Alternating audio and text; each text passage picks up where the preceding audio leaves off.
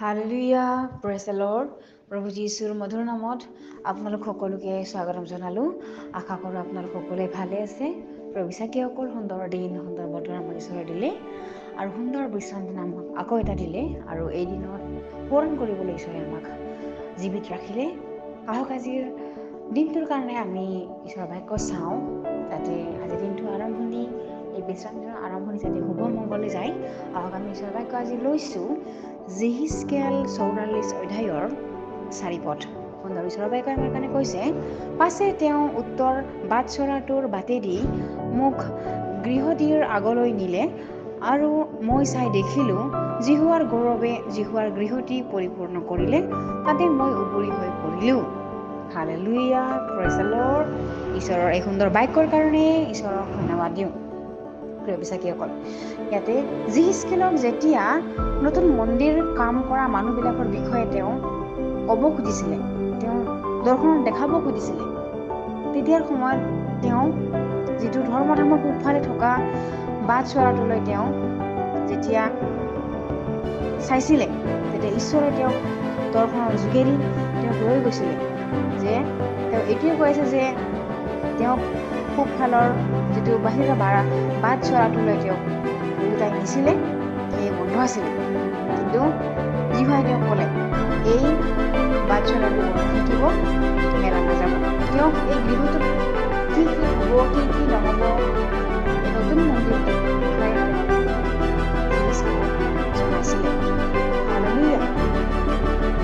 তেওঁ শিকাইছিলে ক'ত কেনেকুৱা হ'ব, ক'ত কেনেকুৱা কি বস্তু হ'ব, ক'ত দুৱাৰ হ'ব, কিমান দীঘল, কিমান ওখ, ক'ত কি লগাব লাগিব, সকলোবিলাক আছিলে। আমেন। বিশ্বাসীসকল, আমি যেতিয়া ঈশ্বৰৰ কাম কৰিবলৈ ধৰোঁ, আমি যেতিয়া তেওঁৰ ইচ্ছামতে চলিবলৈ ধৰোঁ, ঈশ্বৰে নিজেই শিকায়। ঈশ্বৰে নিজেই শিকায় ক'ত কেনেকুৱা কি হ'ব, কোন জেগাত আমি যাব লাগিব, কোন ঠাইত কেনেকুৱা মানুহ আছে, আমি কেনেকৈ সোমাব লাগিব, কেনেকৈ ওলাব লাগিব, তেওঁ সকলোবোৰ নিজৰ মনোনীত ব্যক্তিক, নিজৰ মনোনীত দাসক, সন্তানক তেওঁ নোকোৱাকৈ নাথাকে, তেওঁ সকলোবোৰ বুজাই কয়। হালেলুয়া। ঠিক তেনেকৈ যেহিজকেলকো ঈশ্বৰে এনেকুৱা কৈ আছে।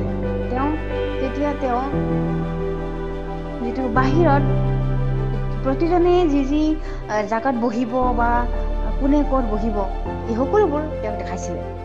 আৰু এনেকুৱা দেখুৱাৰ সময়ত তেওঁ যেতিয়া বাটচৰা বাৰাণ্ডাৰ বাটেদি তেওঁ সোমাব আৰু সেই একে বাটেদি বাহিৰ ওলাব, তেওঁক কেনেকৈ কৈছিলে যে যিবিলাকে জিহুৱাৰ আগত আহাৰ কৰিব, যিবিলাকে বহিব, সেইবিলাকে কৰিব বুলি কৈছে, বাটচৰাটোৰ বাৰাণ্ডাৰ বাটেদি সোমাব আৰু সেই একে বাটেদি ওলাব যিহেতু কৈছিলে। সেই সময়ত যেতিয়া বাটচৰাটোৰ বাটেদি তেওঁ আগলৈ আকৌ নিলে, তেতিয়া মই চাই দেখিলোঁ যে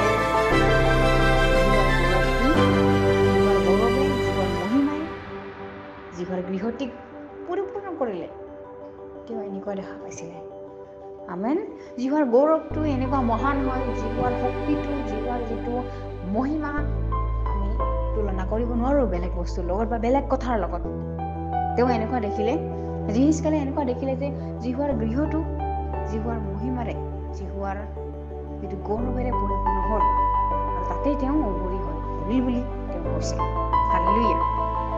বিশ্বাসীসকল, আমি জিহুৱাৰ যিটো মহিমা, গৌৰৱত আমি থিয় হৈ থাকিব নোৱাৰোঁ, আমি খালী চকুৰে তেওঁক চাব নোৱাৰোঁ, কাৰণ তেওঁ মহিমাৰে পৰিপূৰ্ণ, তেওঁ সৰ্বশক্তিমান হয়, তেওঁ আমি খালী চকুৰে চাব নোৱাৰোঁ।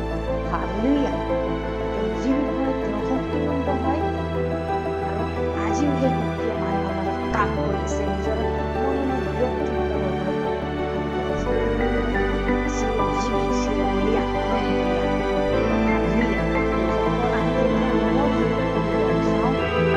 জাহাজ বনাইছিল,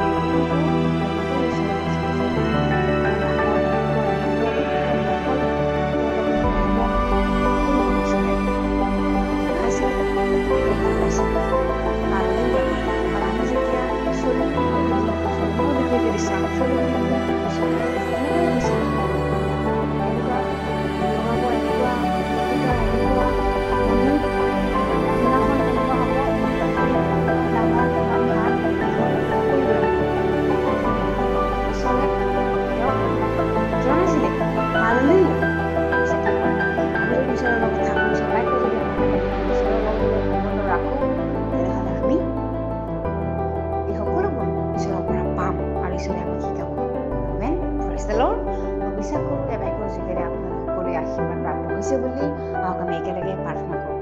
ধন্যবাদ পৃথিৱীৰ ঈশ্বৰ যিখন জীৱিত ঈশ্বৰ যিখন তোমাক ধন্যবাদ দিওঁ সুন্দৰ বাক্যৰ কাৰণে, তোমাৰ ইচ্ছা, তোমাৰ মৰম, তোমাৰ সুন্দৰ আশীৰ্বাদৰ কাৰণে। প্ৰভু তুমি যেনেকৈ তোমাৰ মননিৰ দাসবিলাকক তুমি কৈছিলা, তেনেকৈ আজিও তুমি তোমাৰ মননিৰ দাসবিলাকক তুমি এনেকৈ জনাওঁতে ঈশ্বৰ হয়।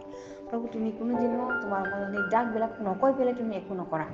প্ৰভু তোমাক ধন্যবাদ দিওঁ তোমাৰ প্ৰেম অনুগ্ৰহৰ কাৰণে। আজিৰ দিনটো তোমাৰ এটা সমৰ্পণ কৰি এই সকলো যাচনা নাচাৰতীয় প্ৰভু যীশু নামত খুজিছোঁ। আমেন। Praise the lord.